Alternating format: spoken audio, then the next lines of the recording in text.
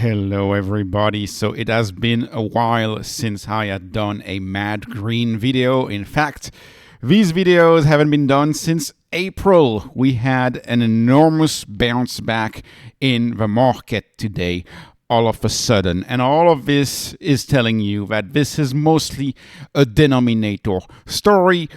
All high-risk assets, supposedly, right? Risk-on assets, like so many of the stocks that I cover on the channel, are up between, say, 8 and 20% today. Between 8 and 20%. This market is all about the denominator and sensitivity to the denominator, which is the dollar. And this market is so wild. It's been wild like that ever since 2020, ever since we've had a crazy Fed, quite frankly, and we can't predict what they're going to do short term, but we know long term it's all a bluff. We know long term rates have to come back to zero. In fact, Kobesi letter today, this is another instance of bad news is good news.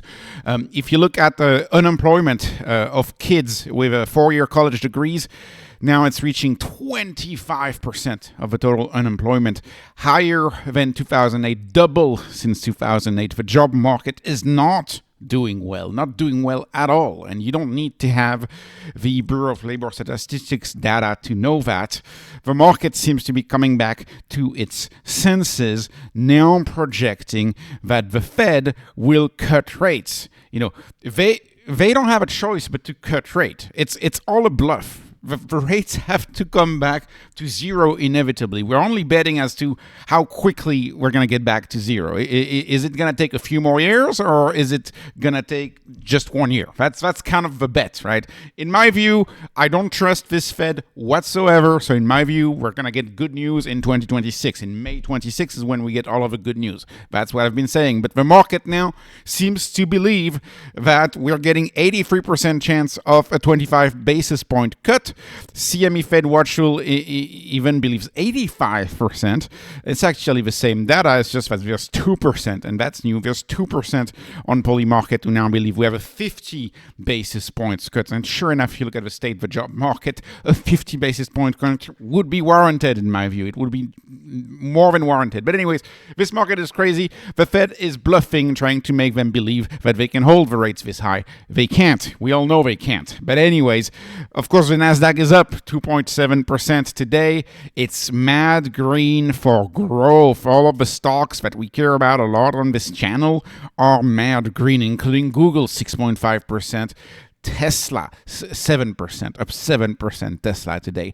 And so don't be fooled by the boring headline of CNBC. S&P 500 closes more than 1% higher. Really? That's the boring headline you come up with? CNBC always finds a way to make the news look less positive than what it actually is.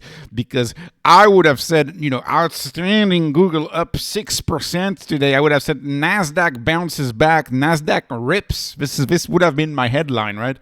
NASDAQ rips 2.7% today because it's green across all of the growth. And I just picked a few random stocks.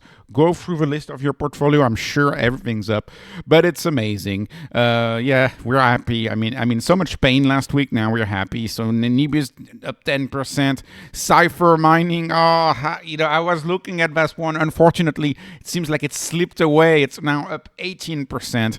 Cypher mining, but good one here. Has a contract with Google for GPU deployment. NBIS is one of my bigger plays, and I haven't missed that one. I'm very happy with the performance of NBIS. We started adding NBIS in like the 30s.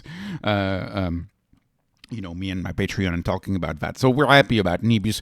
Google, of course, they own 7% of SpaceX. They're a leader in AI. It seems like they are giving a hard time to OpenAI. Nano Banana is taking the world by storm. Very, very, to me, Google is kind of like a steady Eddie savings account type stock.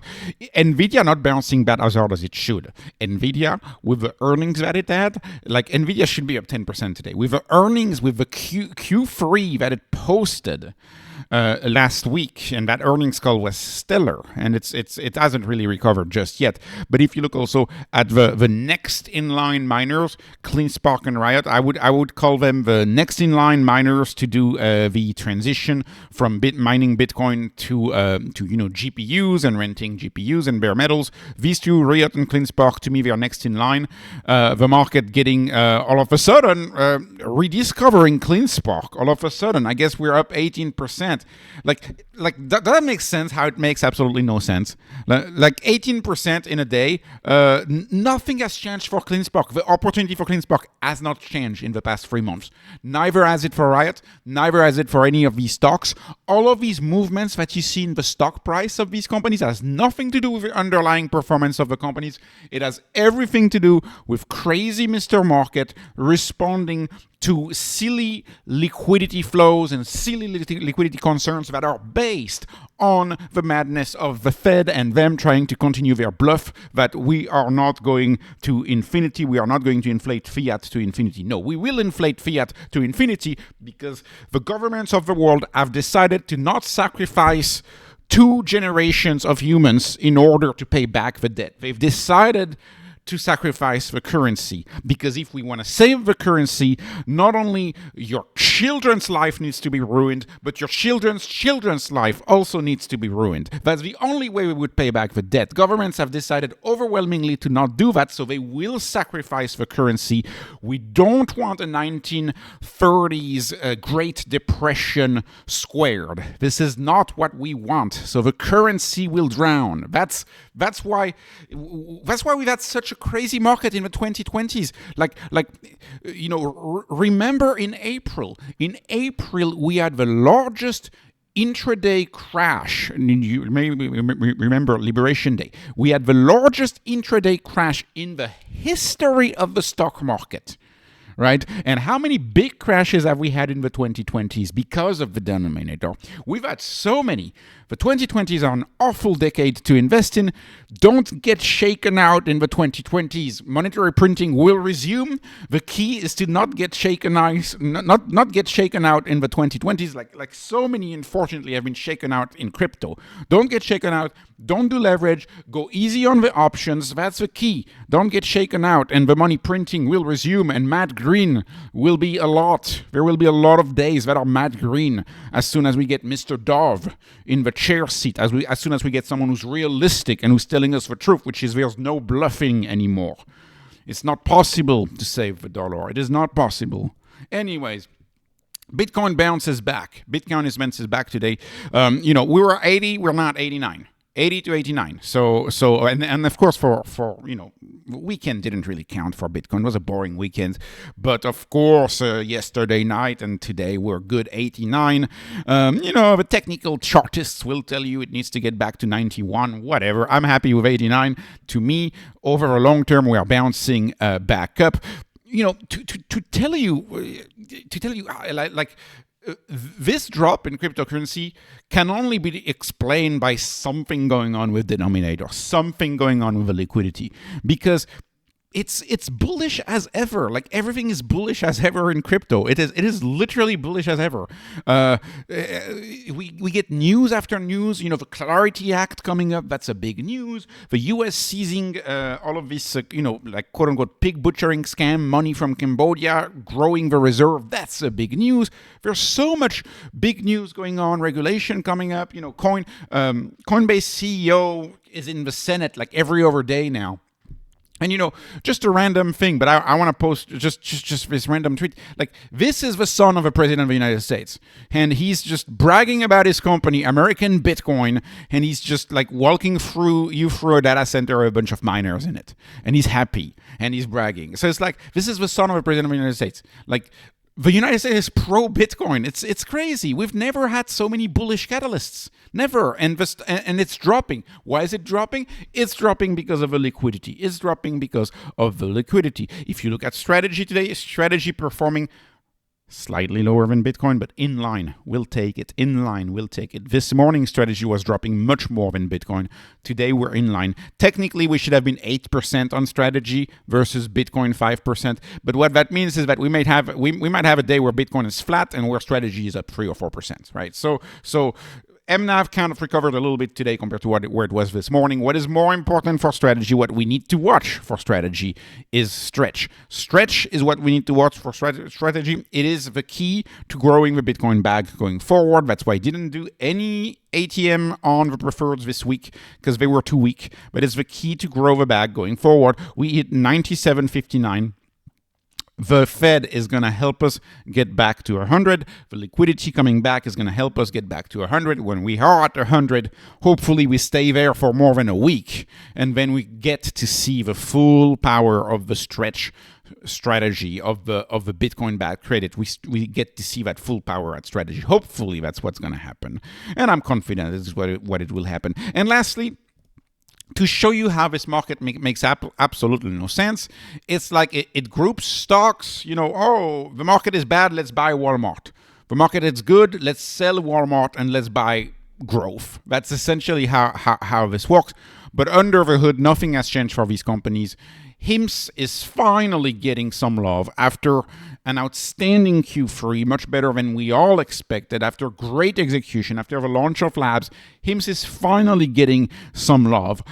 Tesla up 7%. I mean, that's fine. We're happy. But, you know, Tesla didn't really drop nearly as much as anything else. And that's because Tesla has such a high position in the indices. Tesla, frankly, has not dropped nearly as much as the rest of the market. So sure, we'll take it. That's good. But Tesla, I guess, is kind of normal price action. OSCR. Okay, let's talk about OSCR briefly. So as you know, I like OSCR on this channel. Nothing has changed for OSCR. Their guidance still does not include any ACA subsidies. But today there was a rumor that the GOP is working on a two-year plan or something like that with subsidies. Boom, the stock is up to 22%. Tell me this is not an issue with the denominator. This is an issue with the denominator. Nothing has changed with the stock.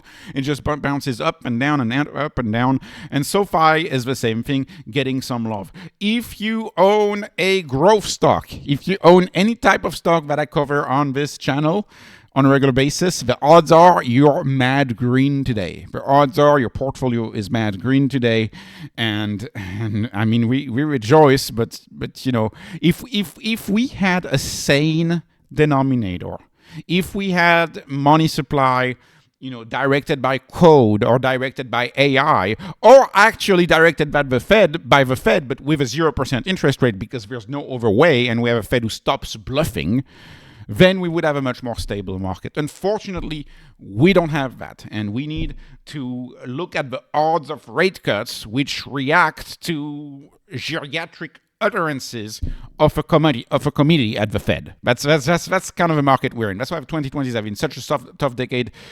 I'm rejoicing for the rest of the day. I will take any green today, and I am happy. And of course, we have, you know, probably 3 or 4 matte green days need to come for us to get back to where we were before this whole insanity started. And eventually it will, you know, this too shall pass. That's what I'll say. And this is the beginning of a bounce. So I'm very happy. This was not investment advice, not financial advice, only entertainment on this channel. I hope you were entertained. Please like, please subscribe, follow me on Patreon, follow me on X. Thank you for watching, and have a wonderful, wonderful day.